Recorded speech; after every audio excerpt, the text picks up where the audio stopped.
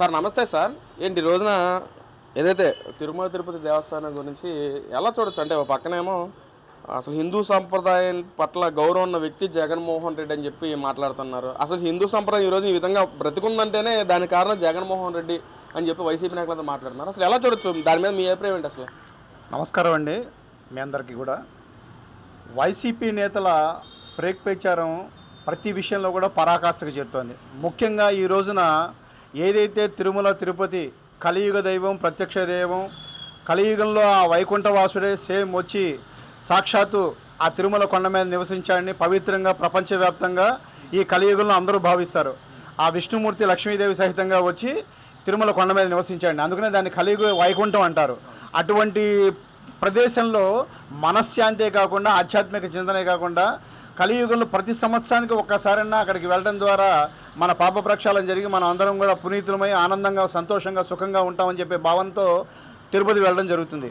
అటువంటి తిరుపతిలో ఈ వైసీపీ ప్రభుత్వంలో 19-24 మధ్య లడ్డూ కల్తీ జరిగింది వాస్తవం. ఆ వాస్తవాన్ని కప్పిపుచ్చడానికి ఫేక్ ప్రచారం చేస్తూ ఏదైతే పేటీఎం బ్యాచ్ ఉందో ఆ పేటీఎం బ్యాచ్ చేత అత్యంత దుర్మార్గమైనటువంటి ప్రచారాలు చేయటం ఒక వైసీపీ పార్టీకి మాత్రమే ఈ భారతదేశంలో చెల్లుతుంది. వాస్తవంగా హిందూ సాంప్రదాయానికి జగన్మోహన్ రెడ్డి ఎంత ప్రాధాన్యత ఇస్తున్నాడో ప్రతి ఒక్కరికి తెలుసు.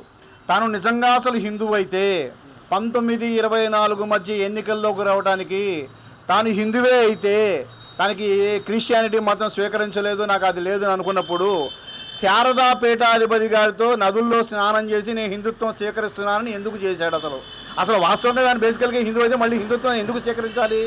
అక్కడ నుంచే నాటకం బిగినైంది. హిందూ మతాన్ని వాడుకోవడానికి జగన్మోహన్ రెడ్డి తన ఎన్నికల్లో గెలుపు కోసం హిందూ మతాన్ని వాడుకోవడానికి అక్కడి నుంచే స్టార్ట్ చేశాడు. అంటే ఏదైతే శారదాపీఠాధిపతి వారితో నదుల్లో స్నానం చేసి హిందూ మతం స్వీకరించానన్నాడో ఆ హిందూ మతాన్ని కాదు, నేను వేరే మతస్థుడని చెప్పి తాను చెప్పగానే చెప్పాడు. అందుకని హిందూ మతం స్వీకరించానన్నాడు.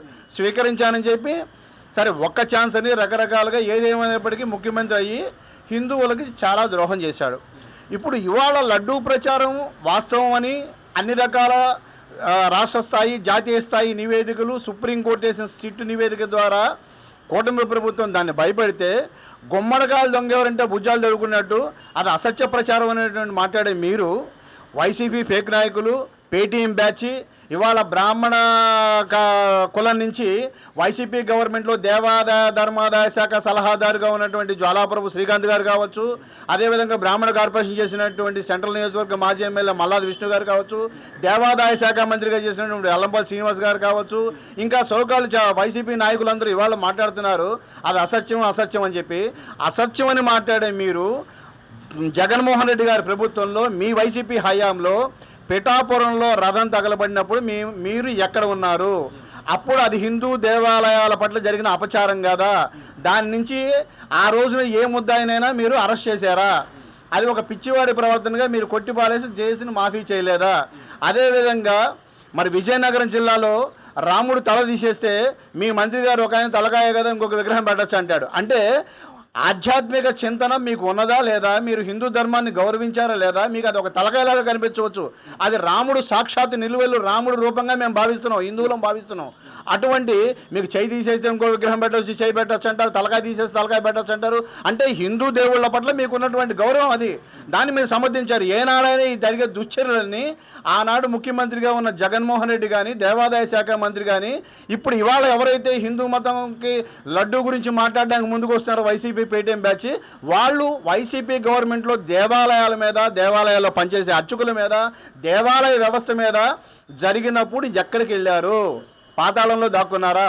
సాక్షాత్తు వెల్లంపల్లి గారి నియోజకవర్గమైనటువంటి పశ్చిమ నియోజకవర్గంలో రాష్ట్రంలోనే ద్వితీయ దేవాలయంగా ఉన్నటువంటి ఇంద్రకీలాద్రి కనకదుర్గమ్మ దేవాలయంలో రథం మీద వెండి సింహాలు మాయమైనప్పుడు దేవాదాయ శాఖ మంత్రిగా వెల్లంపల్లి శ్రీనివాస్ గారు ఎక్కడికి వెళ్ళారు? మల్లాది విష్ణు గారు కళ్ళు మూసుకున్నారా? జ్వాలాప్రభు శ్రీకాంత్ గారు మరి ఏం చేశారు? మరి ఆనాడు మీరు ఎందుకు దానికి సంబంధించినటువంటి వాళ్ళు ముట్టుకోలేదు? ఈ రోజుకి ఆ కేసులు ఎందుకు మీకు ఫైల్ చేయలేకపోయారు? కనుక ఇదేంటి అంటే వాళ్ళు తప్పు చేసింది వాస్తవం, వాళ్ళకి తెలుసు, వాళ్ళ పేటీఎం బ్యాచ్కి తెలుసు.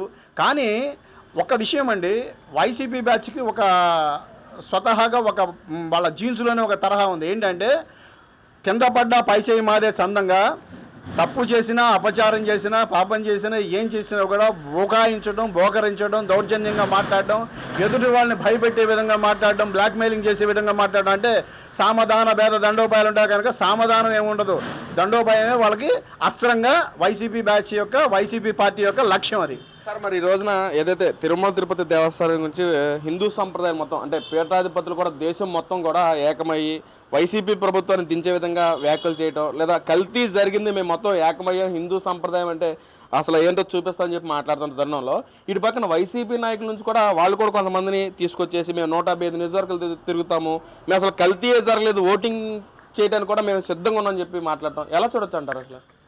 ఇప్పుడు పీఠాధిపతులు మఠాధిపతులు స్వామీజీలు వాళ్ళంతా కూడా జీవితాన్ని సర్వసంగ పరిత్యాగం చేసి కాషాయం ధరించి ఆధ్యాత్మిక చింతనలో ఉండేటువంటి వాళ్ళకి కూటమి ప్రభుత్వం వైసీపీ ప్రభుత్వం ఇంకో పార్టీతో సంబంధం లేదు. వాళ్ళది కేవలం ఏంటంటే ధర్మ పరిరక్షణార్థం వాళ్ళు పీఠాలను పెట్టి సన్యసించి ధర్మాన్ని సమాజంలో ప్రచారం చేయడమే వాళ్ళ యొక్క ఏకైక లక్ష్యం. అటువంటి పీఠాధిపతులు ముందుకొచ్చి ఈ రోజున లడ్డూ కల్తీ జరిగింది మీ గవర్నమెంట్లో 19-24 మధ్య వైసీపీ గవర్నమెంట్లో లడ్డూ కల్తీ జరిగింది అని విశ్వసించి వాళ్ళు స్వచ్ఛందంగా ధర్మ పరిరక్షణ కోసం నడుం కట్టి రాష్ట్ర వ్యాప్తంగా తిరుగుతూ ఉంటుంటే మీకు వచ్చిన నొప్పి ఏంటి? మీకు ఎందుకు నొప్పి వచ్చింది? మీరు ఆ పాపం చేశారు కనుక స్వామీజీలు ధర్మ పరిరక్షకులైనటువంటి హిందూ మత ధర్మ పరిరక్షకులు ధర్మ ప్రచారకులైనటువంటి స్వామీజీలు పీఠాధిపతులు ముందుకు వచ్చేటప్పటికి మీ గుండెల్లో రైళ్లు పరిగెడుతున్నాయి. దానికోసం ఈ రోజున మీరు 175 నియోజకవర్గాలు తిరుగుతూ అంటున్నారు. రండి ఛాలెంజ్, మేము కూడా ఛాలెంజ్ చేస్తున్నాం. మీరు రండి 175 నియోజకవర్గాలకి రండి, ప్రతి నియోజకవర్గానికి మీతో కూడా మేము కూడా వస్తాం. ఆ స్వామీజీలు పీఠాధిపతులు హిందూ ధర్మ పరిరక్షకుల సమక్షంలో పబ్లిక్ ఓటింగ్ పెడదాం. ఎవరు హిందూ లడ్డూ కల్తీ జరిగిందంటారా, ప్రజలు కల్తీ జరగలేదంటారా, మీకు అనుకూలంగా ఉంటారా మాకు అనుకూలంగా ఉంటారో తెలుసుకుందాం. రండి, మీకు దమ్ముంటే నిజంగా రండి, ఛాలెంజ్ మీద నిలబడి రండి. 175 నియోజకవర్గాలు తిరుగుతాం, మేము కూడా సిద్ధం. అంటే వాళ్ళ ఛాలెంజ్ యాక్సెప్ట్ చేసి ఏమన్నా వస్తారా సార్ మరి వాళ్ళు? ఏమండి, ఎన్ని అంశాల్లో చూసాం వైసీపీ ప్రభుత్వం 19-24 మధ్య ప్రభుత్వం ఉన్నప్పుడు కానీ ప్రభుత్వం లేనప్పుడు కానీ గతంలో కానీ ఇప్పుడు కానీ ఈ 2 ఏళ్ల మట్టి కానీ వాళ్ళవన్నీ కూడా అదేదో సామెత చెప్తారు చూసారా, మేకవన్న పుల్లులు అంటారే ఆ టైపులో వాళ్ళది తొడగొట్టి సవాళ్ళు విసరటమే కానీ ఏ ఛాలెంజ్కి వచ్చేటువంటి దమ్ము ధైర్యం వైసీపీ పార్టీకి లేదు. ఒక్క విషయం, నాడు వాళ్ళ పార్టీ రంగుల్ని ప్రభుత్వ ఆస్తుల మీద వేశారు. ఏది కరెంటు స్తంభాల మీద, టెలిఫోన్ స్తంభాల మీద, ప్రభుత్వ గుళ్ళ మీద, సచివాలయాల మీద, వాటర్ ట్యాంకుల మీద వేశారు. దాన్ని కోర్టు ఆక్షేపిస్తే ఆ రంగులు చెరపడానికి మళ్ళీ వేరే రంగులు వేసి ఇలా 5,000 కోట్ల రూపాయలు దుర్వినియోగం చేసినప్పుడు కోర్టు ఆక్షేపించినప్పుడు కూడా వాళ్ళకి ముందుకు రాక తోకముడిచి పారిపోయినటువంటి వాళ్ళు. ఇలాగా ప్రతి విషయంలో కూడా వాళ్ళు అనుకున్నది అదేదో పుర్రికి పుట్టిన బుద్ధి జిమకు పుట్టిన రుచి అన్నట్టుగా వాళ్ళ పురికి ఏ బుద్ధి పుడితే అది చేస్తారు. అది సమాజానికి మంచా చెడా హానినా అవసరమా కాదా ప్రజలకు ఇష్టమా ఇవేమి ఆలోచించరు. ఆలోచించే స్థితి ఆ మేధస్సు ఆ పార్టీ దగ్గర లేదు. అది చేయటము ఆ తర్వాత దాన్ని బుకాయించడం, ఘోరంగా మాట్లాడడం, లేకపోతే పేటీఎం బ్యాచ్ని తీసుకొచ్చి రప్పా అని అంటాము. ఇది మాత్రమే వాళ్ళ నైజం.